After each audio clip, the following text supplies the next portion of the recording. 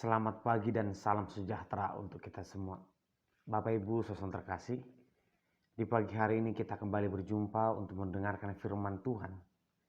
Biarlah firman ini yang memberkati kita, mengawali hari-hari kita dan menuntun kita untuk melakukan hal-hal yang berkenan kepada Tuhan. Marilah kita berdoa.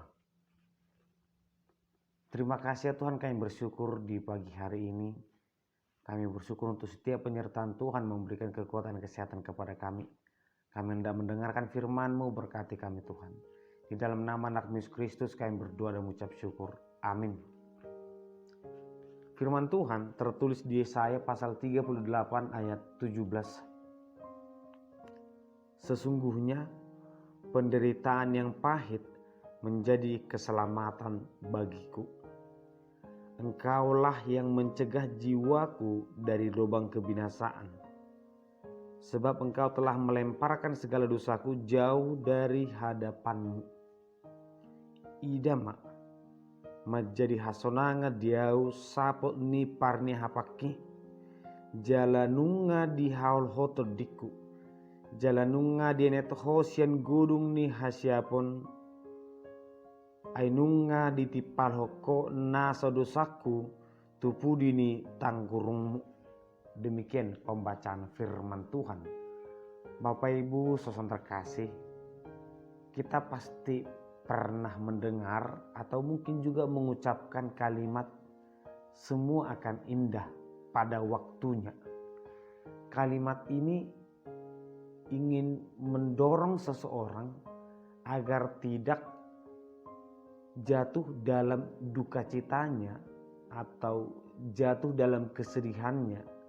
Seakan-akan kita mau berkata ada sesuatu yang jauh lebih indah di balik penderitaan yang sedang dihadapi.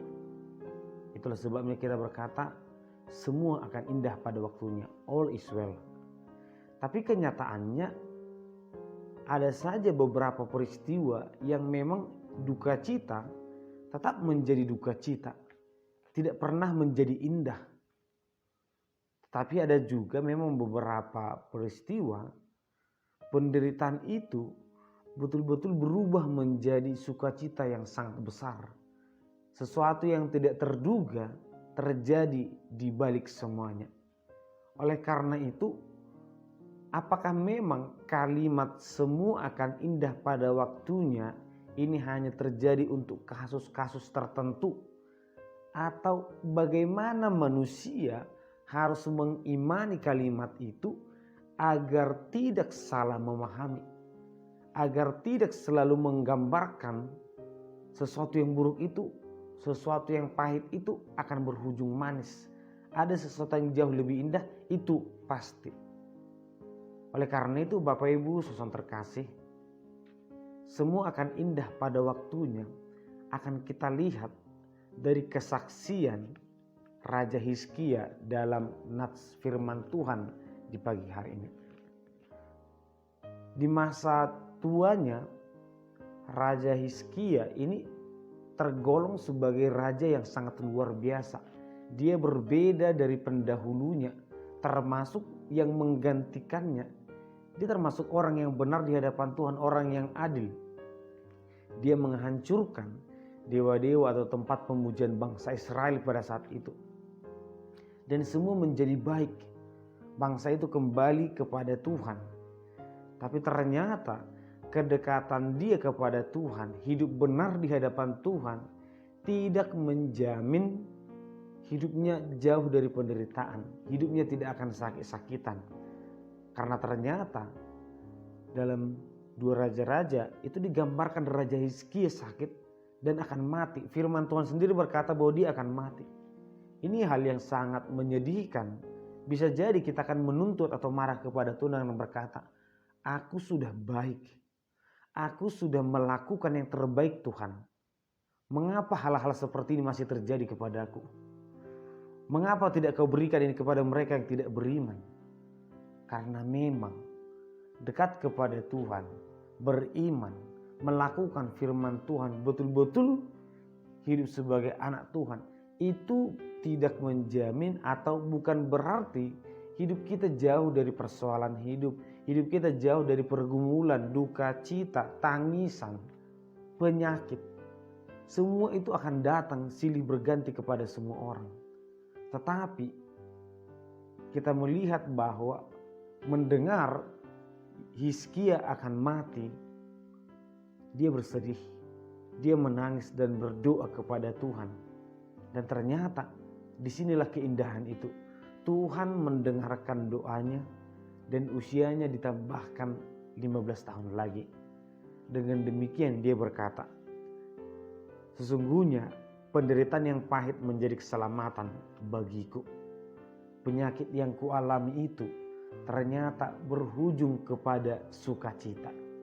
Oleh karena itu, kata indah pada waktunya sebenarnya berhubungan dengan kedekatan kita kepada Tuhan. Seberapa beriman kita kepada Tuhan, seberapa percaya kita kepada Tuhan. Oleh karena itulah ketika kita percaya, penderitaan itu bisa berujung kepada atau berubah menjadi sesuatu yang jauh lebih indah. Maka mari kita pastikan apakah kita masih dalam jalur orang benar. Apakah status kita sebagai anak Tuhan. Karena hanya Tuhanlah yang mampu mengganti duka cita menjadi sukacita. Karena sebenarnya ada rancangan yang jauh lebih indah dalam hidup manusia, itu rancangan Tuhan.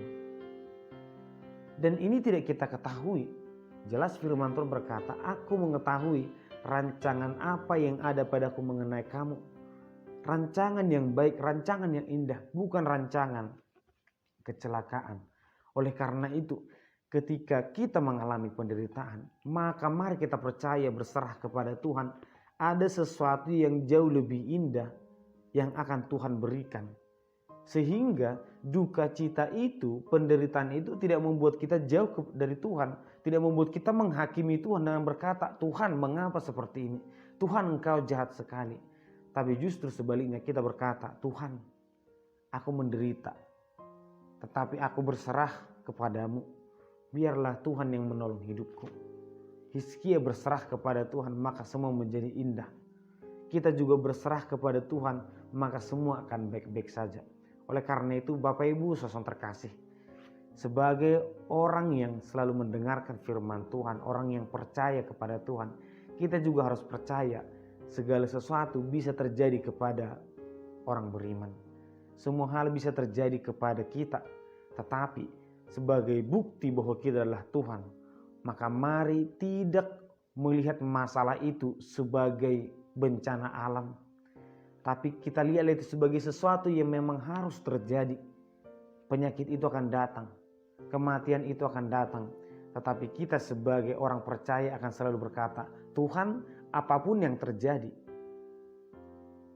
selamatkan aku, lindungi aku, dan tuntun aku. Demikianlah ketika Yesaya berkata, engkaulah yang mencegah jiwaku dari lubang kebinasaan.